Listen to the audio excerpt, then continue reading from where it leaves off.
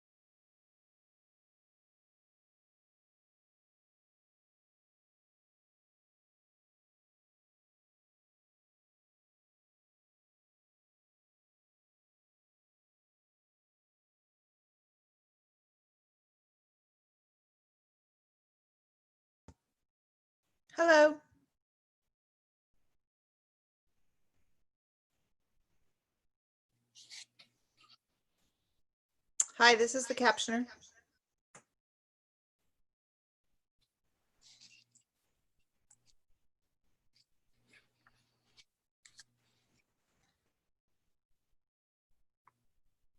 If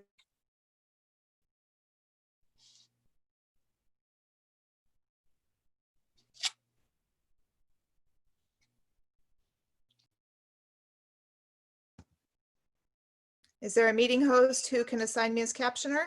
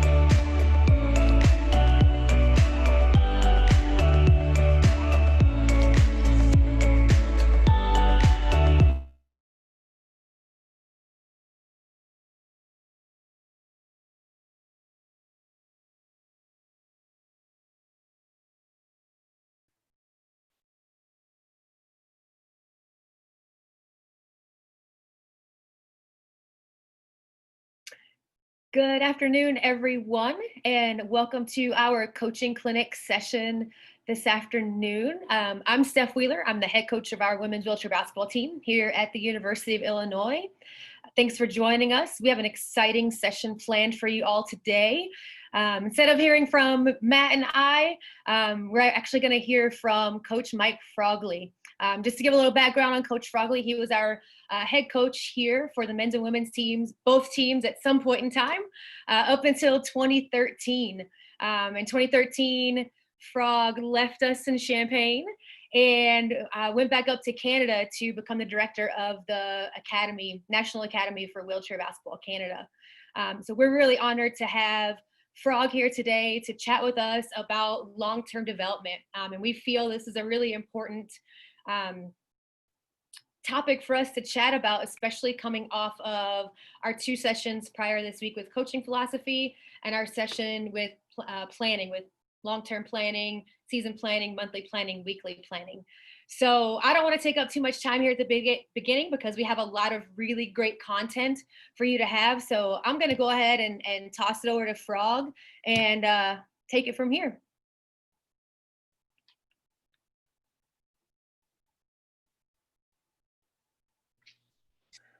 Thanks, Steph.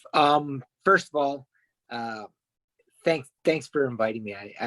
I really enjoyed the last 2 days sessions, listening to you and Matt talking about planning and philosophy. And for those coaches that are out there listening right now, I've seen a lot of different webinars, and the session that Matt and Steph did yesterday on coaching philosophy is among the best sessions I've seen on that. They broke it down so beautifully. So it's a real pleasure to see that yesterday. So we'll get going, and if you have questions, use the same format as before. Just send them to Matt and Steph, and we'll get to them in some process. So if you could kick up the first slide, we'll start off.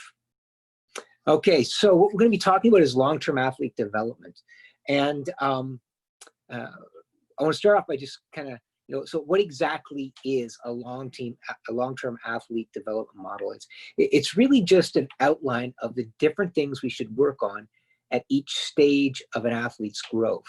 So if you can think about it, tying it back into Monday's presentation on planning, what it really is, it's the plan for an athlete and their development at any particular phase of that development.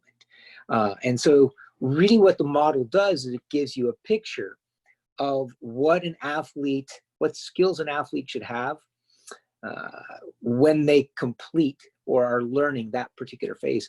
So when Matt was talking about how you design a season plan, this is sort of how you would put together a plan for an athlete. So that's really what the model is. And what do we use it for? We use it to maximize their experience and help them maximize their potential. Well, I saw a lot of your philosophies posted yesterday on the chat, and that's what your philosophies were tied directly to. It was really tied to maximizing an athlete's experience. So that gets us to why we should understand the model for long-term athlete development. It's because it'll help us really execute our philosophy and maximize our athlete's experience, and it helps give us the framework of the plan that leads to that maximized experience and maximized potential. So we can kick it to the next slide.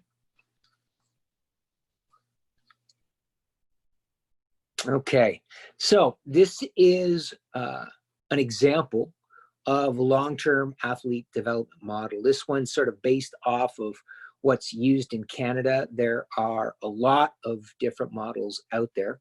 We're going to use this sort of as the framework of our discussions today, but I don't want you to get married to this particular model because there are some things that don't get represented well in it that I want to point out today that we need to keep in mind. Sometimes when we look at a model like this, I think we get a little bit bogged down in some of the graphics, and we don't think about the things behind it. And that's really where I want to spend some time today.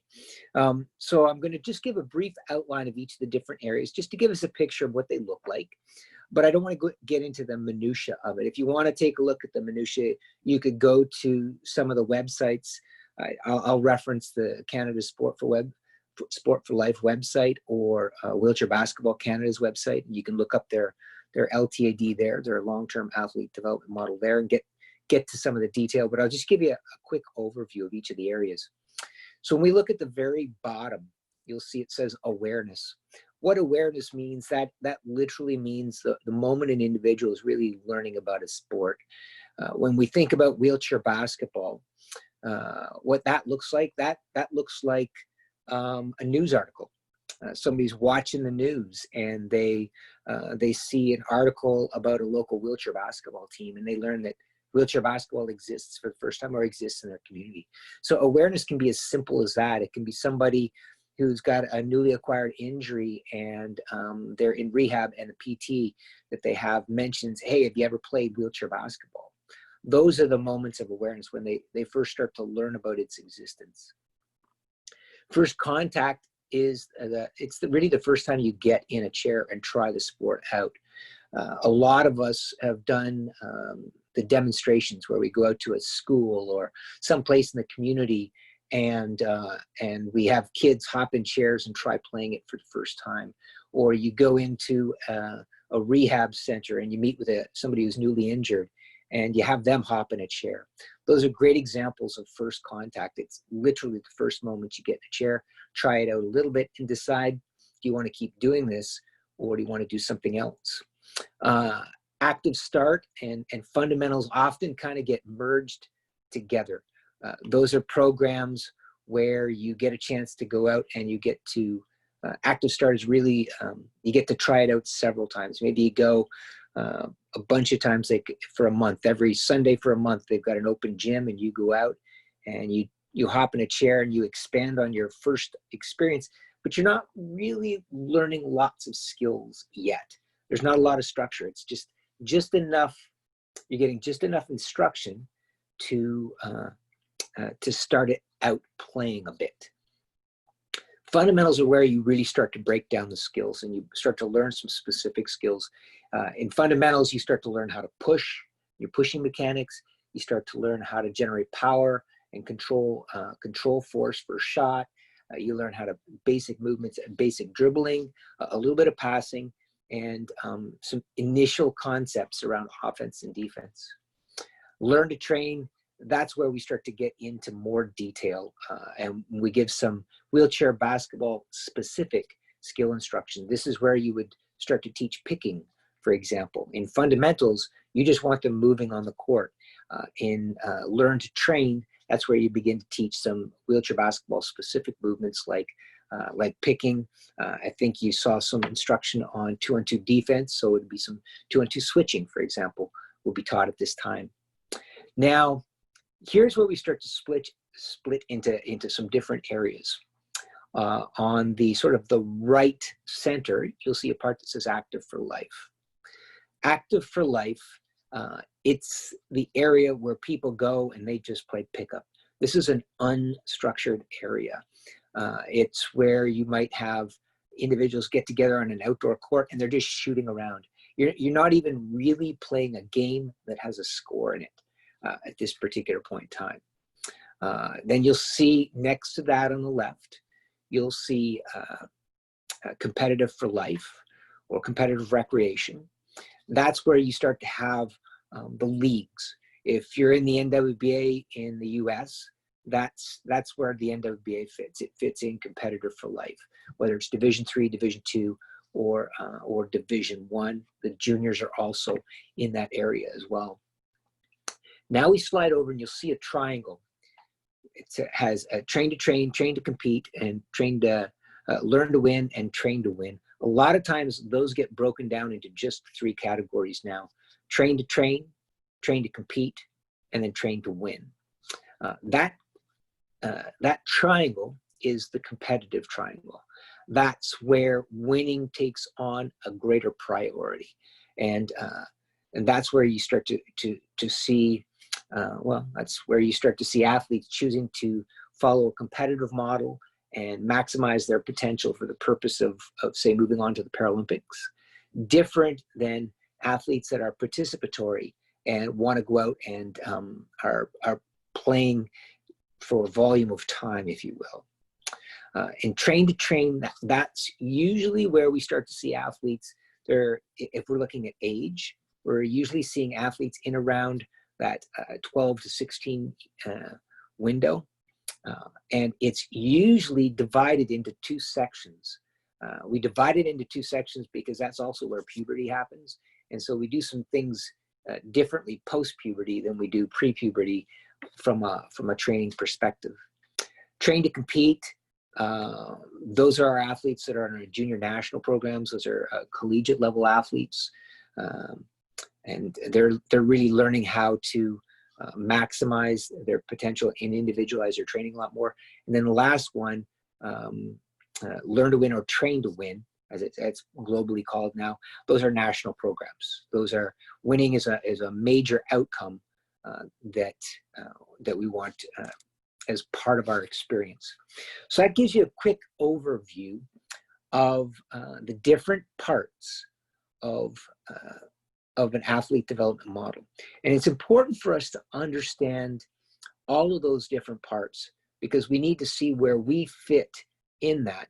So we understand sort of our contribution, the importance of our contribution, what came before us and what's coming after us. The next thing I'll take a look at, we'll skip on to the next slide. I actually want to talk a little bit about some of the things inside the model that don't always get looked at, because what we want you to do is we want you actually to go out and find a model. I know that Steph is working on one right now with the NWBA. There's one, obviously, like I mentioned, on Wheelchair Basketball Canada's website. I think there's one up in Great Britain as well that I've seen, and one in Australia that I've seen too. So, but we want you to actually use it. The challenge with a lot of these models is that they come out in a nice book form, and we've got a great little book in Canada, but then people get it and they stick it on the shelf, and that's where it sits. We want you to take that model off the shelf, and we want you to take a look at the section that you're in, the area that you would be working with, the athletes you'd be working with. And we want you to use that as the framework for the season plan, the monthly plan, the weekly plan, and the daily plans that you produce based off of the things that you learned from Matt on Monday. So the first thing I want to talk a little bit about, to think about as we understand the model, are proportions. When you take a look at the graphic, there are certain sections that are bigger than others. That's really important to understand because that's really where we need to make sure we have the most experiences available. Now, what's interesting about wheelchair basketball is if you take a look at the Active for Life section, that's a drop-in experience. That would be going to your local rec center and you can go in and you can sign out a wheelchair, you can hop in a basketball chair, you can wheel out on a court and shoot around, similar to your peers who are able-bodied. Those kinds of experiences are actually relatively limited. We don't have a lot of those available in our communities. We have limited access to court time. I always hear that from coaches. So that's actually a weakness in our model. But if you're developing a program, you want to think about how you can create a time where your players in your program can come out and just play pickup. A really big reason for having this experience available is this is where there's a lot of social interaction. So if you're going to play pickup, for example, you might actually bring a couple of friends along and then you shoot around together. And I think that's really important because that's important for growing the sport, but it's also the primary reason for sport.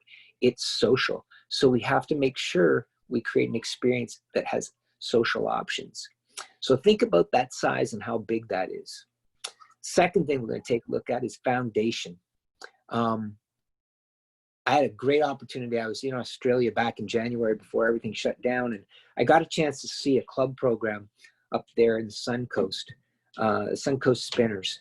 It's run by one of our former student athletes, Bridie Keene, along with some great staff she's got. Sharon and James, two of the people that work in their program. And what I loved about it was a really robust program. I always hear athlete development models spoken about mostly by high performance programs. The thing that they don't always remember is that the health of this model is based on the foundation. So the healthier your awareness programs are, your first contact, your fundamentals, your learn to train programs are, the stronger your high performance programs are. This is actually where we should be spending the bulk of our time, is investing in these fundamentals programs, learn to train programs, even the train to train programs. So as a coach, if you're a coach of a juniors program, and most juniors programs are in the learn to train or train to train level, it's extremely important what you are doing. You are actually laying the foundation for national teams in the future. The better you do at coaching your athletes, the stronger the whole system is, because without that strength in a learn to train, at a learn to train level, where most juniors programs are, for example, and a lot of club programs when they're first starting out, the rest of the model just falls apart. So it's extremely important that we spend time in the foundation. Third thing I want to talk about is scaling it. So this model, a lot of people think about it on a national scale. What I want you to think about it is on a club scale. In your community, do you have an awareness program where you get the word out about wheelchair basketball? Most programs do. Most programs have a first contact option. We go out and we do demonstrations in schools and in rehab centers and different community events. Do you also have a fundamentals program, something for 8 to 11-year-olds, kids just hopping in a chair for the first time? Or do you have a structure in place for a late entry athlete to come in and try it out? Do you have learn to train? Do you have train to train? Do you have the different competitive levels, a juniors program, a Division III program, or some kind of an active for life option? So I want you to think about scale. How can you fit all of these parts in your community? How you can make all of them available? And you may not have a learn to win or train to win area. That's a national team program, and that's fine. You may not have trained to compete, but all of those other elements can exist, and that speaks back to the importance of the foundation. If you have all of those elements working together, then you can have a really robust, healthy community program. Next thing I want to talk about is time. What's important to understand about athlete development is time. It takes time. Everybody wants to develop quickly. Everybody wants to be, right up to a national team level, and we try to get everything done within a year. I think we need to take a step back and ask ourselves, if time was not an issue, would we coach differently? And in almost every instance, we would. And so I want you to think about time. And I'm going to give you an example of time from my own personal experience. My son, Devin, and my son, Jay, I started coaching them when they were really, really young. And what I started with, when they were probably about 3 years old, I started with having them jump like a frog. Jump like a frog is a cue that I use when I'm teaching power generation for stand-up basketball and for wheelchair basketball. And basically what it is you just jump like a frog. If every little kid knows that a frog scrunches down and how they jump up. And so what I wanted them to do is I just wanted them to learn power generation. I spent about 3 years reminding them every now and then, every once a week maybe or so, I'd remind them, oh, don't forget, jump like a frog when they get a basketball, and they'd scrunch themselves down and they'd jump up. And what happened was they learned how to connect all of their muscle movements together in one nice chain of movement and generate power for a shot. Once they could get the ball up to the rim, and we had I lowered our rim and I had a smaller basketball because they were 3, 4, 5 years old. Then I added finish like an elephant. And Finish Like an Elephant is just them learning how to control all those forces so they're not shooting off that way or that way. And that's just literally putting your arm up so it looks like the trunk of an elephant extended up high. And that's just learning how to control force. We spent about another 3-4 years on that. So by the time they were 7 years old, 8 years old, they understood power generation and they understood how to control that force. So I spent about 4 years working just on power generation and controlling that force so they could get a good understanding. Both of them now have a really good understanding of that. And then I could move on to the next thing. So I want us to think about time. Take our time to teach our athletes the things they need to know before we move on. Don't worry about this has to be done this practice, or this has to be done by the end of this month, or by the end of this year. Take the time to teach the phases, and they'll happen in the order they need to happen and in the time they need to happen. And it'll help the athletes have a better understanding of them, and they'll have a better experience as a result. So we'll click on to the next slide now. Okay, so when we're looking at it, a lot of times an athlete development model gets, the focus gets placed on technical skills and some tactical decision making, but the model should be viewed holistically. So think about all the parts of a person as they're growing. I really loved the things that Steph was talking about the other day, talking a lot about character development. Those are just as important as you're looking at this. So from a holistic perspective, we think not just about their technical skills and their tactical skills. We also think about their physical preparation as they move through. And that's why we talk a little bit about the idea of things change around the time that they hit puberty. After puberty, we can start to do some strength training that has more of a power speed focus. Whereas before, we're just looking at a lot of body lifts. We want to look at the acquisition of mental skills. And what do mental skills look like for really young kids? It could be as simple as goal setting. But as we start to get into higher levels, we're looking at things like self-regulation, distraction control, different things like that. So we want to make sure that we always see the model from a holistic perspective. And I'm going to add some other parts. I think we should also include in this the athlete's development off the court. What I see a lot of is I see athletics bumping up against the other part of a person's life, bumping up against their school or their work or their family. I think we should see the athlete's development holistically, and we should include those parts. But what I mean by that is we should have family around for practices. If a young athlete has a sibling that we can put into a wheelchair and they can play alongside them, we should do that. If we can find a way for a parent to help with practice, we should do that. So we want to look at ways that we can fold all of the parts of an athlete's life together in their development. I think that they're going to learn things on the court that help them in the classroom. They're going to learn things from family that help them on the court. And so I think we want to look at this holistically and include all the different parts. One part that we often talk about uniquely in parasport is the next point, which is late entry. Late entry are athletes that are usually injured later in life. Usually we're talking about individuals that get injured, I'll say, somewhere like 16, 17, 18 years old. And we have a lot of that happen in wheelchair basketball, where you have these late acquisition of a disability. Late entry athletes can come in at any point in the model with, I'm going to say, one qualifier.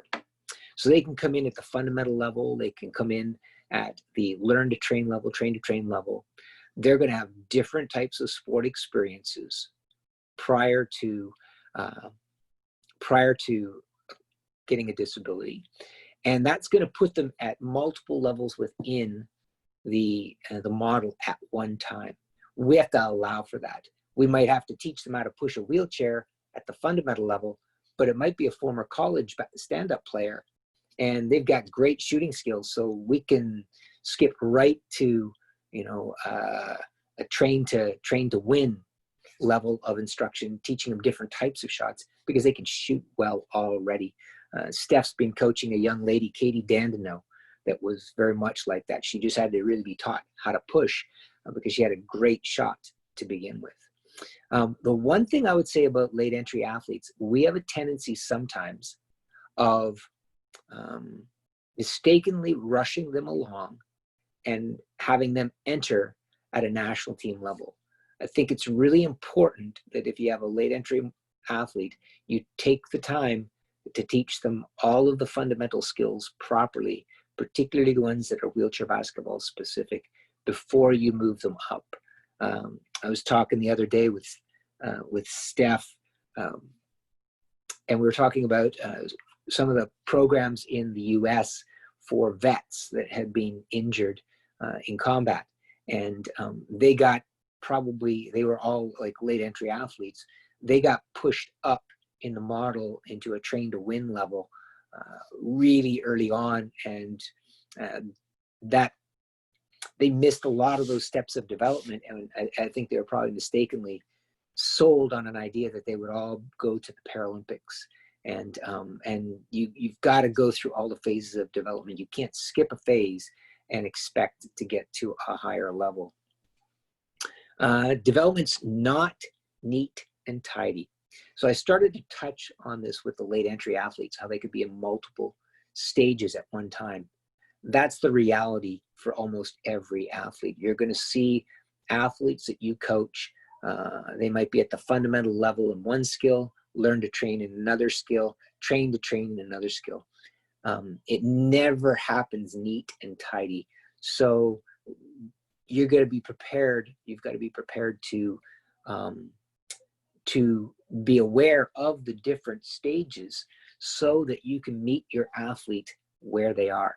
And that's a key thing that we want to be able to do, is we want to meet an athlete where they are as opposed to have them meet us where we are.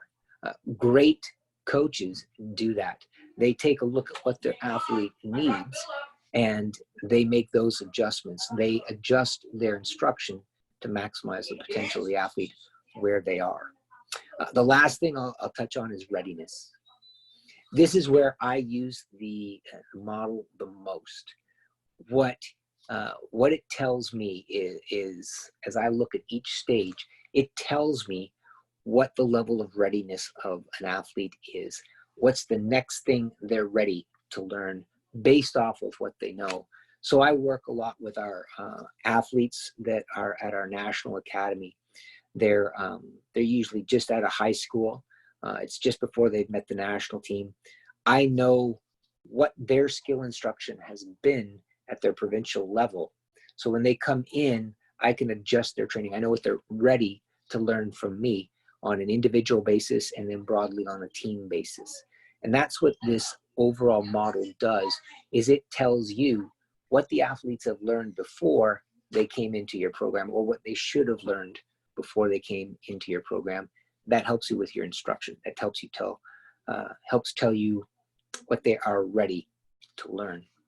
Okay, so we're gonna switch now onto the next slide. Okay, so what I want to do is I want to go through an example of what a skill progression would look like at each of several different phases or stages within the model, and also talk a little bit about what I look for that moves me from one level to another. Now, as I'm talking about the skill progression, I'm going to use shooting as the example today as a skill. I'm going to talk about it to some degree from the standpoint of what the athlete would look like at a particular level. I'm going to use the chronology. So I'm going to talk about the ages I might see for particular levels.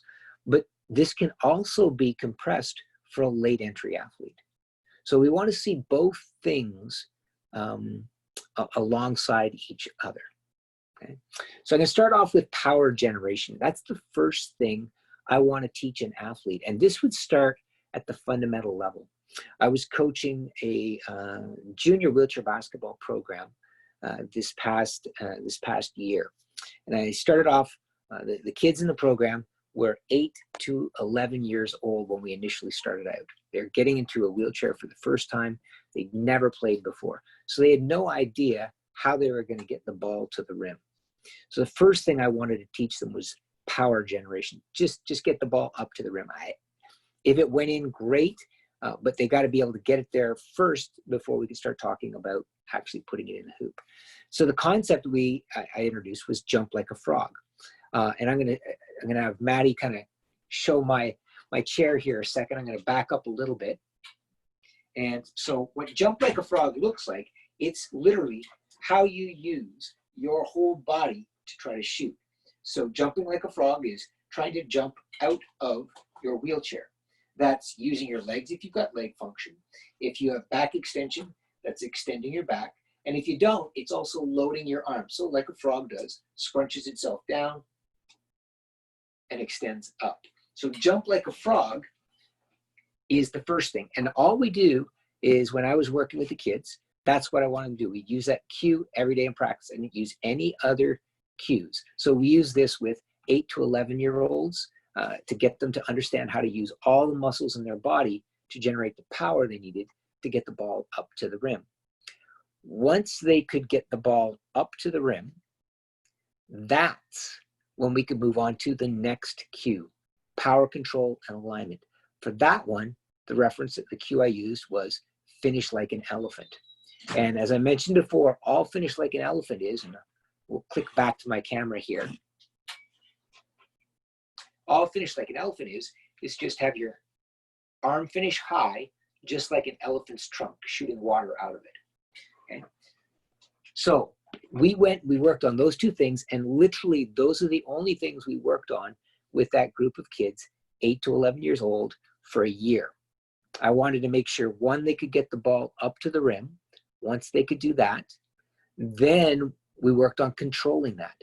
A lot of those kids are still at that level. They forget to leave their hand up all the time, or their arms all flailing all over the place when they get it up there. So I'm not moving on to the next progression for them until they can consistently get the ball up to the rim, and that means over the rim, not under the rim, and consistently be able to leave their arm up there. Now, I'm not worried about anything else other than that. Now, where this ties into the late entry athlete, it's the same thing. I use the same cues if I have a new athlete. I had an athlete last summer that was a college athlete that had injured her knee, and she came out to try it out. And so I was explaining to her how you generate power to shoot. She understood the basic concepts of shooting because she was a college basketball player. She just didn't know how to generate power from a chair, different than when she was a stand-up player. So I went through the same progression. Now, the difference with her was, by the end of 1 hour working with her, she could generate power and she could finish like an elephant. She could easily do that. Whereas with an 8 to 11-year-old, it might take 3 years for them to learn those concepts and consistently apply them. That's where time comes in, and us understanding the time it takes. The next one is cowboy shooting. This is where I move into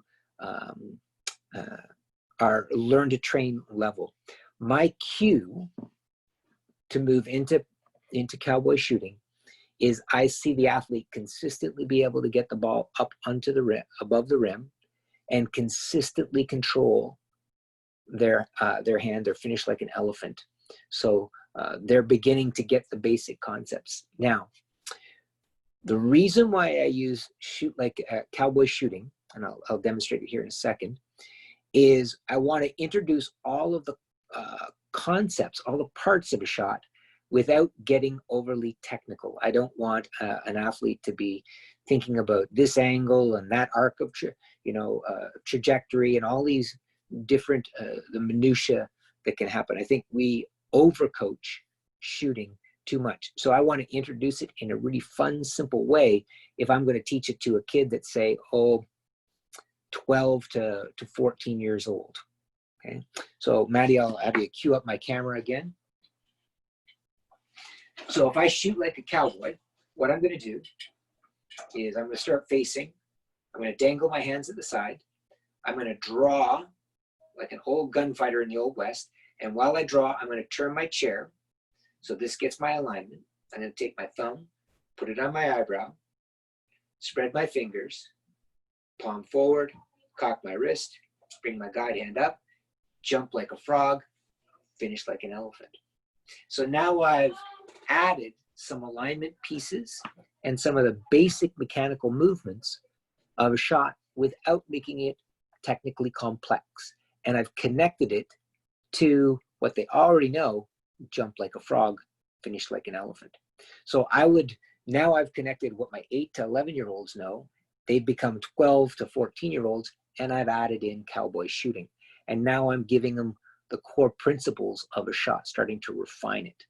But everybody's doing the same thing. That's a key point. So I haven't refined it on an individual basis yet. So if I move into train to train, and I think I heard Matt reference this the other day, that's when I start to introduce the idea of BEEF. BEEF is that acronym that a lot of coaches know: balance, eye, elbow, follow through. At this point, we start to individualize a shot, and we start to look at some more of the technical aspects. Balance being balance of the ball on the hand, balance being balance in the chair. And now we're starting to get into individual difference. So in train to train is where I introduce this, because now we're starting to get into that competitive level. Sorry, I just had one slight distraction here in the house.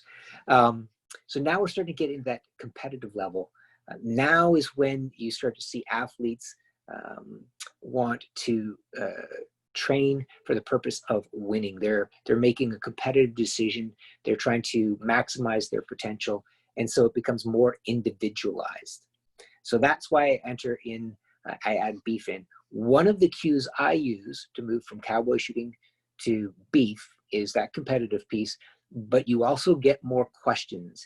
What you begin to get from athletes are individual questions. You'll get a question about, well, hey coach, my balance is a little bit off this way or a little bit off that way. How can I fix it? And you begin to get individual questions. That's what triggers me and shows me they're ready for something like BEEF. Okay, so balance, eye, elbow, follow through. So we do that, and then they're in a certain competitive environment. And then what happens is they, again, out of questions, want to learn more about how to refine their shot, and they begin to have a better understanding of their shot. And you start to hear them say things like, yeah, I caught myself doing this. I'm following through a bit this way. You know what, I spun a little bit that way. And you start to hear the language that they're using reference some self-regulation. At the point where it starts to be self-regulating, that's when we move into what I would call a train to compete level of instruction. And that's when I use mirror shooting. Mirror shooting is when I put an athlete in front of a mirror. I have them shoot their perfect shot, and I have them begin to adjust what they see based off of what they think their shot should look like. Now they're self-regulating. And now the shot is completely individual at this particular point. So what I've gone through then is a sequence of progressions that could take anywhere from, say, like I said, power generation and power control could take a year or 2 years, even 3 years for an athlete to learn, or it could take an hour, depending upon the athlete and how they progress. Then I've added cowboy shooting, the next level piece, when they're ready, when they're showing that they can get the ball up to the rim and they can control it. Now I'm giving the basic concepts of a shot, the basic principles, but it's still general for all the athletes. And then I'm adding BEEF when it becomes individualized, when they start to ask questions about their shot. And then I move from BEEF, balance, eye, elbow, follow through, to mirror shooting when they're starting to demonstrate some knowledge of self-correction. And so those are cues that move along, and they're an example of how you would develop an athlete from initially teaching them how to shoot to a more complex level of shooting. Go ahead to the next slide. Okay, so now I'm going to go through a progression of shooting practice, and I'm going to tie it back to those progressions of shooting instruction. So we can see how some of your shooting practice might vary as you move up through different levels of development. So I always start first with short shots. I start with this at power generation level and power control level. Jump like a frog, finish like an elephant. And what short shots are, they're just shots inside the key. And the reason why they're inside the key is because, remember, those are the kids that are still learning, or the athletes that are still learning how to generate power. They don't need to be out at the three-point line. They need to be right underneath the basket, 2 feet away, 4 feet away, stationary, or with a little bit of movement, learning how to connect all of their body, whatever muscles they've got, to get the ball up to the rim. They don't need to worry about shooting a 15-foot jumper at this point. They just need to practice shots close in. And so we do a lot of short shots, literally taking lots and lots of shots from 2 to 4 feet away, setting up drills that result in shots 2 to 4 feet away. Once they can get the ball up to the rim consistently and control that power, then we begin to move them out to the edge of the key. Their foundation spot, and that's what I add to cowboy shooting, is their favorite place to shoot from outside the key now. And it can be any place. It could be the free throw line. It could be the wing. It could be the baseline. But I want them to pick a shot, and I want them to begin to learn how to shoot from that spot and have a favorite spot to shoot from. And so that's when I would introduce a foundation spot right alongside cowboy shooting. Before we do cowboy shooting, I haven't moved them outside the key yet. They still stay inside the key. When we move up to beef, I talked about balance, eye, elbow, follow through, particularly balance. Now I start to add more speed and movement. I have them do shooting drills that have them move into a spot, quickly get a pass, and then take a shot. At this particular point, we've added balance as an individual concept, and that's why speed and movement come into play. As you move faster, as you're moving more, balance becomes more of a challenge. And so that's why speed and movement drills fit really well as a progression when you go into balance, eye, elbow, follow through, or beef. When we move out of that and into mirror shooting, now we add decisions into it. So now we add the complexity of, am I shooting from the right wing or the right elbow? Am I shooting from the baseline or this other spot that's opened up? And we begin to add decisions into the drills. At this level, I also add defense. So now you add some contact, you add some distractions. And then lastly, when you're at that train to compete and then moving into the train to win, I'm going to add diversity. I'm going to begin to teach them different types of shots. Fadeaway jumpers, for example. I'm going to extend their range at that point and try to stretch them out to, say, the three-point line, if that is sort of within their power generation framework.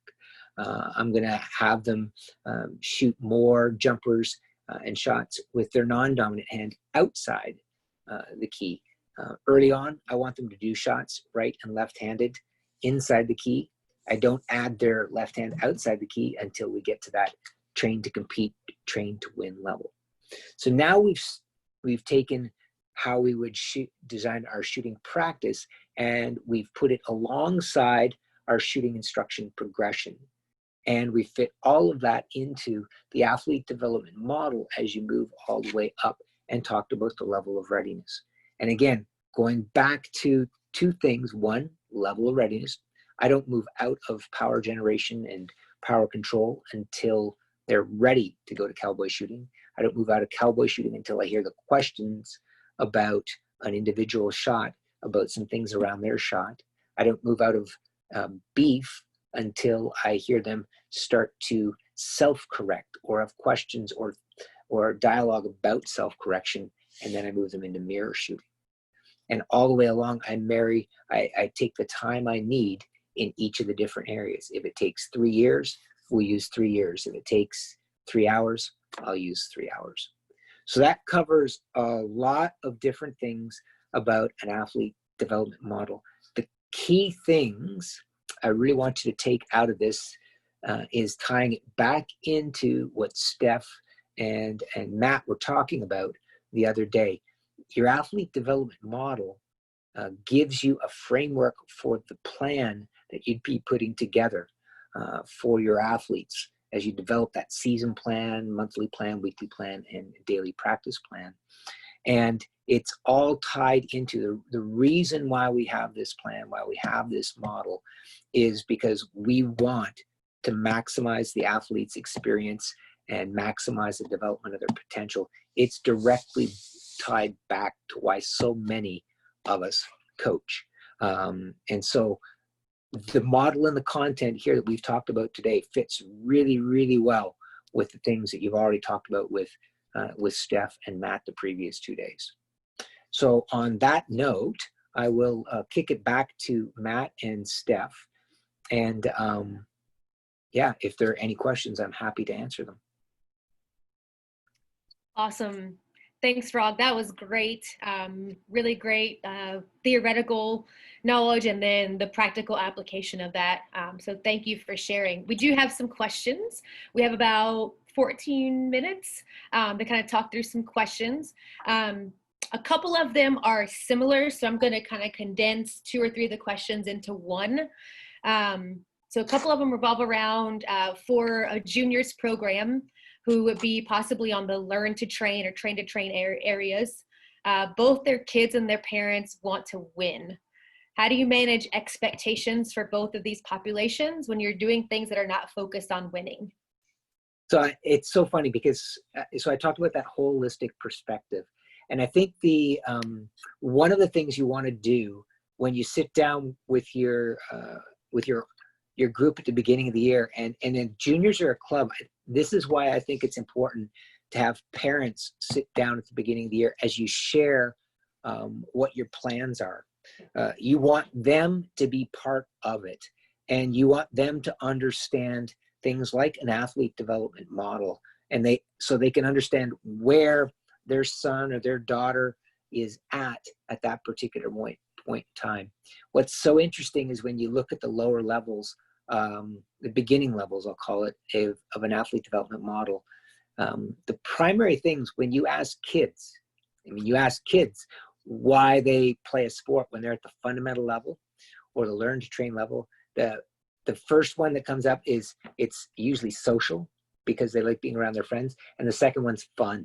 And then the third one is learning, and then the fourth one, that's when you get to winning. It's actually relatively unimportant. So I think the thing you want to do is, one, meet with your whole group at the beginning, including parents. You want to explain the framework of the model you're using and what the goals are. You can reshape what winning looks like. Winning could be that in a particular practice or drill, everybody's touched the ball before a team's shot at a basket. That could be a win. And you could structure your practice so that your team gets points for the number of people who touch a ball before a shot's taken. So I think you want to involve the parents so they understand what are the actual goals and the appropriate goals for their athletes. Then they can begin to work towards those. And I think you want to reshape what a win is. You want to begin to say a win is everybody's touched the ball before a shot was taken. A win is, you may give a different value to different baskets. I've given 1 point for a player up. I didn't say they were the best scorer, but I said your basket's may be worth 1 today. And then another kid I gave 5 points to. And kids quickly strategize and they try to get the 5-point basket. So those are the 2 things I would do. Involve the parents by educating them early on so they understand the model and the appropriateness. I would then reshape what a win is, so that it fits with what is actually appropriate for the kids. And if the social piece is the most important thing, then define that as a win. Everybody knows everybody's name. Everybody's passed to everybody. Everybody said hi to everybody at the beginning of practice. Does that answer the question for the coach? Yeah, I think that definitely covers it. It's all really good information, and we've got a lot of great questions that are on there, but I know I've got a couple of ones that are coming up where they'd love for you to walk through again on the progression going from jumping like a frog all the way up to cowboy shooting. So if you could walk through that again when we've got the camera on you, so you get a better example of how you would teach it, especially to a prep and varsity level athlete. Okay. So jump like a frog is just simply that. And so it's teaching a prep athlete, we'll say, because mostly it will be prep athlete. What they do is you're just teaching them to scrunch down in the chair. And then what they're going to do is they're going to extend up as high as they possibly can with their hands. And so if they've got legs, you want them to try to jump out of the chair. Most kids are strapped in now, so they're going to try to jump just a little bit out of the chair. And you're going to see that little bit of body movement. You're going to see their legs press down. If they don't have leg function, what you see is them scrunch down, and then you're going to see them come off their backrest and extend their back so their back's arched. And if it's, say, a young player who's a class 1, all you want them to do, bring their arms down, scrunch down, and then extend them up. Okay. Shoot like an elephant is just like an elephant spraying water out of its trunk. That's how their hand finishes. And I'm not worried about it going, I don't want it going all over the place. I just want it going towards the basket. That's all. Cowboy shooting. Start with your hands dangled by your side. You draw your gun like an old gunfighter, and you turn your chair at the same time. That's actually one of the ways they got their gun out of their holster. It's a pro tip right there. Take your thumb, put it on your eyebrow, spread your fingers, palm forward, cock your wrist, guide hand up, and then jump like a frog. So you're scrunching back down, finish like an elephant. Okay. Beef is just balance. It's balance in the chair. And so that's different for different people. If you have leg function, you use your legs to push you into the chair. If you're a class 1, balance actually is being strapped in appropriately so that you're stable in your chair. And so now you start to individualize it. Balance is also the ball on your hand, having it on your finger pads as opposed to your whole hand and on the heel of your hand. Eye is where your target is. So now you're beginning to narrow their focus down from just follow through, just having your hand up, to eye, where are you looking? I always teach looking at the back of the rim. There's coaches that teach the center of the basket and coaches that teach front rim. I've always preferred back rim. And then follow through. What's your follow through cue? Your follow through cue is always, for a shot outside the key, your elbow finishes above your eye. If your elbow finishes above your eye, then you're going to have a high enough follow through to get the trajectory you need. And so we haven't really talked about all of the individual, wrists at this angle, elbows at that angle, trajectories at this angle. We try to stay away from that. And then the last piece I talk about is mirror shooting. And that's just you sitting in front of a mirror, looking at yourself, taking a shot and taking a look at yourself and saying, oh, you know what, I want to follow through this way. Oh, my fingers aren't spread enough. Oh, my elbow's got to be up a bit more. And you begin to make some subtle little adjustments in your shot. So that takes you quickly through that progression and how I'd move along from one thing to another. Does that answer that question? That's a really, really quick explanation of what I might spend. I'll give you an example. When I'm working with our athletes at our national academy, we spend 6 weeks at the beginning of the year doing mirror shooting every day. So that's how much time I spend on that. Yeah, I think that's great. Again, great taking us through that progression again. Want to get to a couple other questions. I think this is a really good one because we see all kinds of shots happening from different players. And so do you ever edit this to teach two-handed shooting, or do you teach all players one-handed shooting? It's a great question. So what you want is you want all of your force that you're generating, all the power you're generating, to be controlled in one thing. And I think a lot of times people think that players are shooting with two hands, when really what they are is you're shooting with one. And so what they might do is they might start with two hands on the ball, but what you want them to do is as they come up, have one of the hands finish by itself at the top. So they might end up having two hands go up above their head. They might use two hands for power generation, but have one hand that actually is the final guide hand. I think if you have two hands on the ball and you shoot a chest pass, the problem is the hands are pointing in and they push in opposite directions. So it's tougher to control power. So I switch, I'll have athletes that generate power with two hands, but they always finish with one hand as the follow through hand. So we try to control all the force through that one single hand, and it makes it easier to control your shot.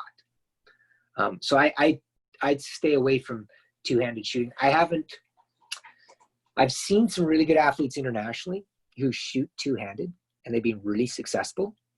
The challenge with a two-handed shot from a competitive standpoint is it becomes really easy to contest a two-handed shot because you can't shoot it ball body defense. You can't have a defender on one side and shoot with your hand on the other side.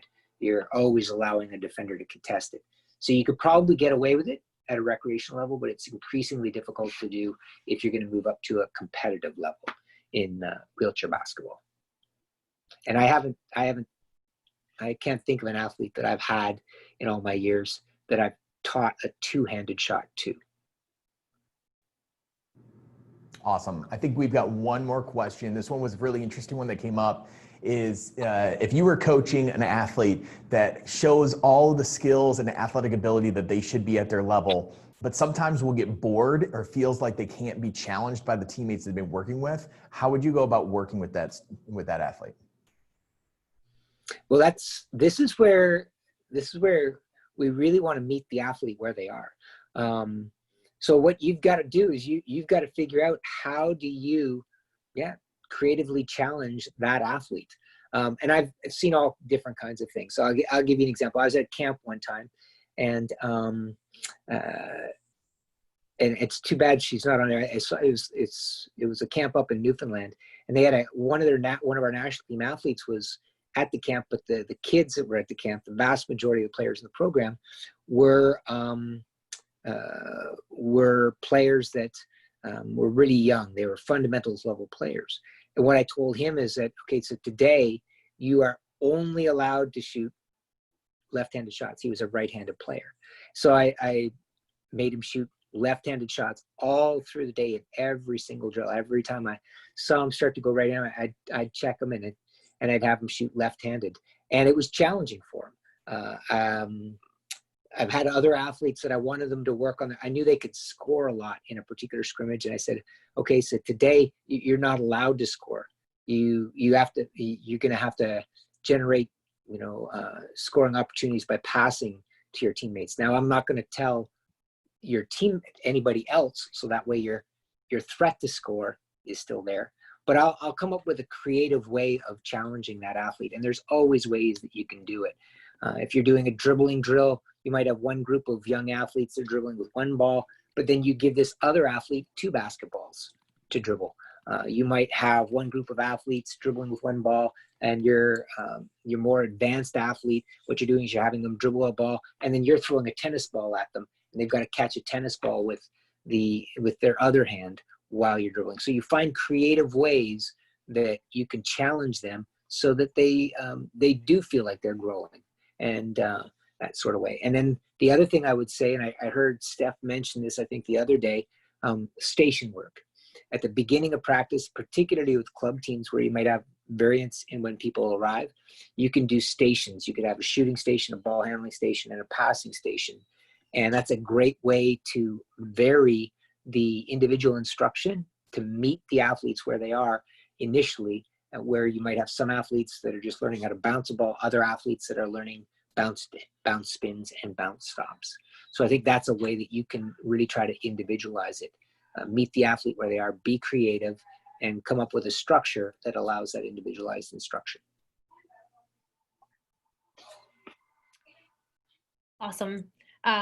Thanks so much for that, Frog. We have lots of really great questions. I wish we had time to get to all of them. But I think that we've kind of picked the questions that kind of answer or that ask the majority of the questions that folks had. So is there any way, Frog, that like if they have other questions about LTAD or anything like that, that they can pick your brain? Absolutely. Probably the easiest way, and Steph, you and I were chatting about this, probably the easiest way is just to send me a message on Facebook. And I'd be more than happy to answer any questions anybody has. Just look on my Facebook page, Michael Frogley. You'll see a picture of myself and my wife and that type of thing. And I'm happy to answer any questions anybody has and continue on the dialogue and help out any way I can. I've been so fortunate to have so many people invest in me over the years and help me grow as a person and as a coach. This is a way I can give back and say thank you to all those people that helped me, is by helping others and sharing the knowledge I've learned. Awesome. Thank you for your time and for wanting to share. I think we could be on this call for like an hour and a half or 2 hours and have like questions constantly rolling through. So thank you so much. We really appreciate your time and coming on and helping us understand LTAD a bit more, especially in the US, as we're going to hopefully start moving more towards using that framework and model soon. As we wrap up, just want to remind you all that we have one more coaching clinic session coming up tomorrow where it's focused on coaching specifically. It's our Chalk Talk.